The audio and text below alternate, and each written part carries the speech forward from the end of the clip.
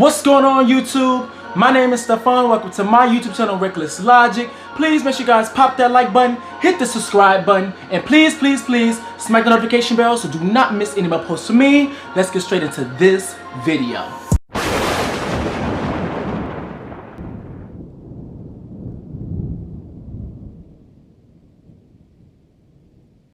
Alrighty guys, I'm here today. I'm going to be making a video. I had to take a little bit of a break because, as you can see, I was getting a lot of things worked out around me. Stuff in front of the camera, behind the camera, all of those things. Alright, so I have a video for you guys today. Usually I try to be high energy and all of that, but I really do want to have a really big conversation. On my channel, I do try to mix things up. I try not to keep it so serious, or I don't want people to always look at my channel and be like, oh my god, he finna talk about something serious. I'm not in the mood for that. I try to keep you guys on your feet. But this particular video, I do want to have a serious conversation. I'm gonna talk about my experience, and then I'm gonna get into exactly what, it's all gonna tie in together. So as everybody knows, or some people may not know, is this app called Bingo Live. It's a live streaming app, and on the app you're able to go live stream, you're able to be on panels with other individuals from all over the world. I was on there watching people, whatever, and I ended up getting into this person's particular panel, and I was just viewing it. I was an audience member, and they were saying all types of different things.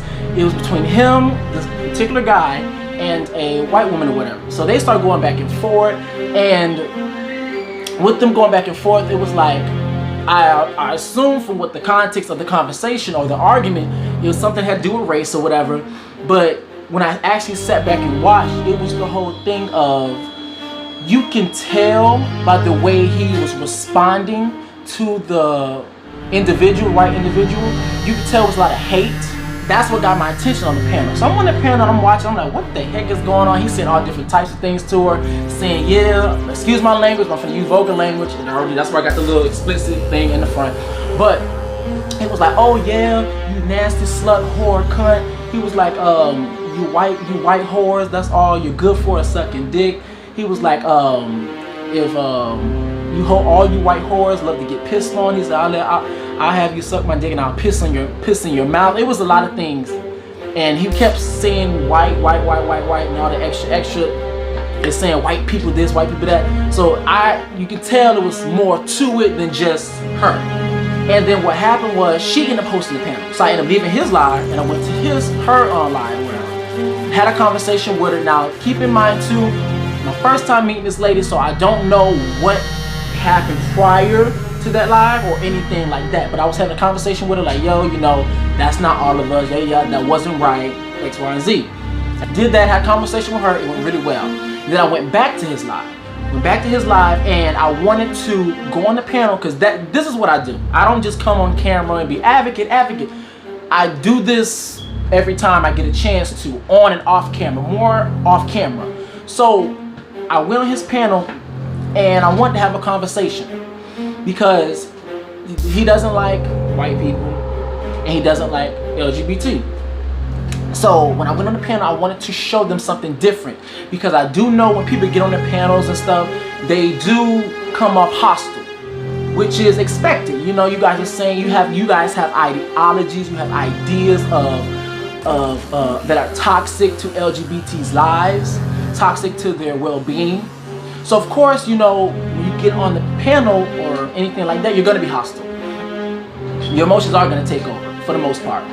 True, but however, I want to show them something different. Now, long story short, I was, once again, like I always am, I'm always in a lion's den. That's nothing new. I was prepared for that. But the thing was, since this particular individual was the host of the panel, with you being the host, for those who don't know, you were able to mute or kick out people or do whatever you wanted to do. Now, I've been watching his live for like the longest, so I already seen that he is the type to mute people, he is the type to kick people or try to manipulate anything he wanted to do. So what ended up happening is, got on the panel, whatever, tried to have a conversation, and it was things that were really agitating.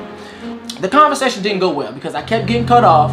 People on the panel would ask me a question, and then if I get the opportunity to answer it, because another thing too is that when I try to answer the question, other people that are not part of the LGBT are answering the question for me.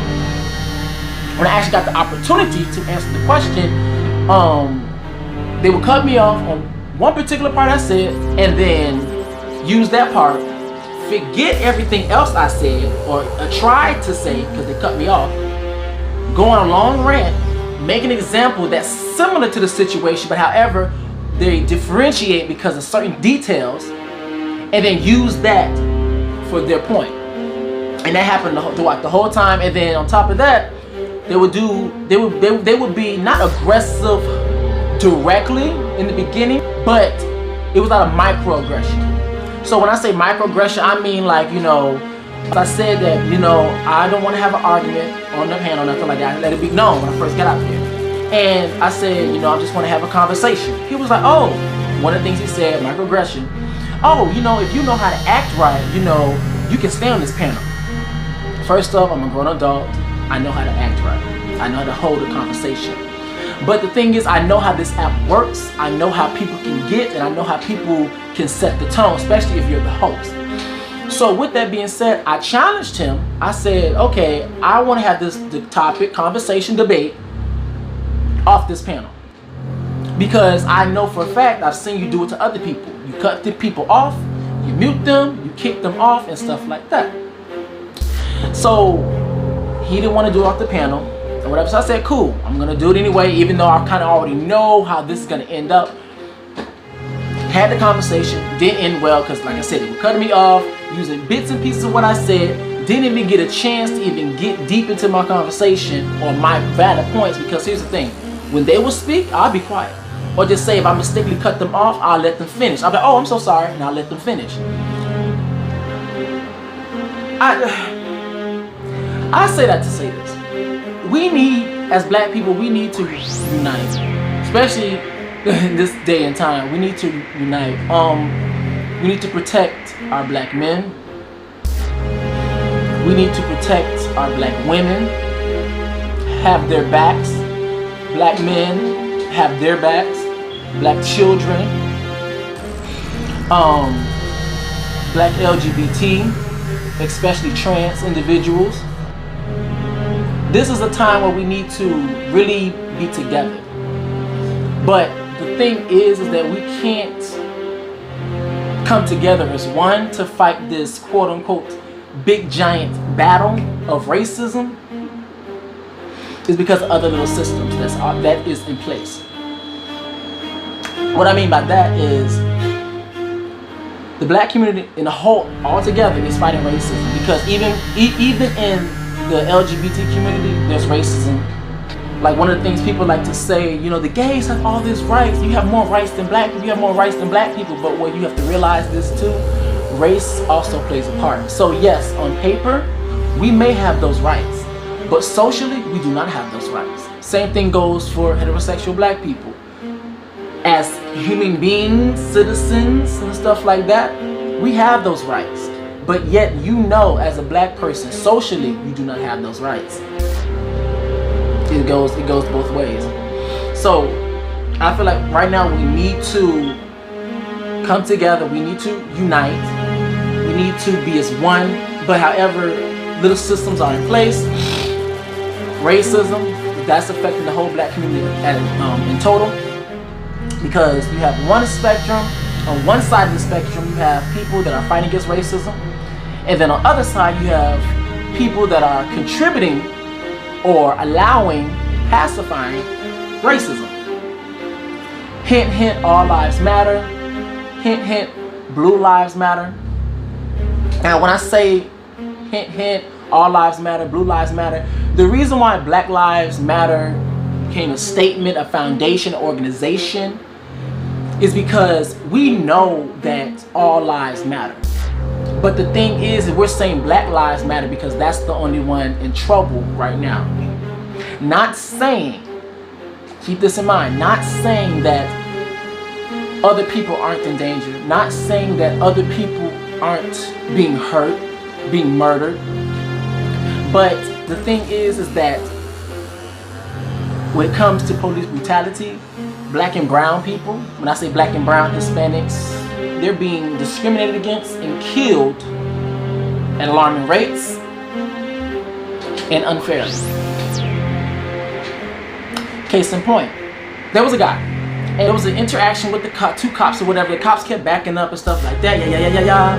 And what happened was, eventually they ended up shooting the black guy dead in front of his mother. But then there's other videos where there's a white guy, he's arrested. He was arrested for murder, and he was on the floor in handcuffs, and they was giving him water. For the people that are anti-Black Lives Matter and stuff like that, let me be very clear. I do understand within every foundation, organization, there is always going to be people that are always going to take advantage of those organizations. So there's always going to be people that may lie or not tell the full truth just so that they can get benefits of that organization, i.e.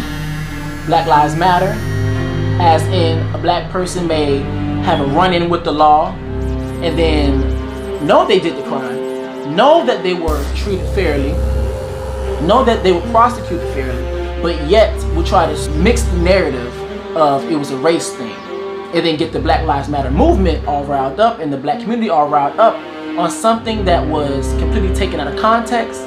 For people who are for black people who are anti-Black Lives Matter, and you know, and they're more like all lives matter. This is what I need for you guys to understand. And they also have ideas. All you gotta do is comply. Let me just tell you this. Jonathan Price, he was a black man. Apparently there was a fight or whatever going in the restaurant, in the gas station. He was breaking up the fight. The cops were called, and then basically in the end he ended up getting shot, even though he was being a good Samaritan and breaking up the fight. Now this is the story that I have, and breaking up the fight. And so the reason why I bring this up is because from what I've also heard, is that he has videos where he says all lives matter. He has videos where he's saying Black Lives Matter, Blue Lives Matter, my fault, and stuff like that, and having ideas that are kind of quote unquote against the Black Lives Matter movement. And I need for you guys to realize this. It doesn't matter if you comply. It doesn't matter if you have those certain ideas, morals, motives on your inside, because guess what? Your outside, you're still black.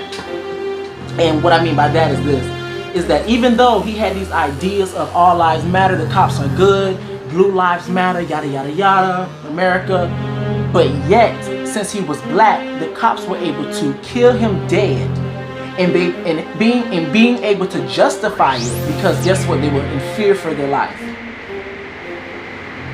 The reason why we can't fight racism is because as a whole as black, because we have other systems in place. What I mean by that is homophobia, transphobia, where you have certain people, not all, certain people within the black community that despise LGBT, demonize LGBT and trans individuals, and also black LGBT demonize trans people. And just so you guys know, I know people be like, oh, well, trans people do it. I'm not saying that it doesn't happen in reverse. It happens all the way around. You have trans people that try to demonize or make fun of, black gay men. It happens. I'm not saying it's right, but it happens.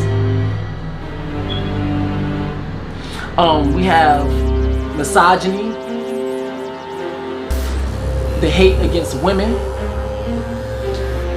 to where you have black men being misogynistic to women, black women, or black and brown women. I keep black and brown. You have missander, the hate against men. We have women like, oh, I don't need this, I don't need a man, we don't need men in our have this hate for the black men. Having toxic ideas of patriarchy and matriarchy. Patriarchy is when the head of household, the man, ran by the man or whatever. Matriarchy is ran by the woman. And the reason why I say toxic ideas of those systems is because if it was healthy, there would be a balance. It would be divine. A balance of the man, the woman, or the masculine energy and the feminine energy. There'll be a balance of it.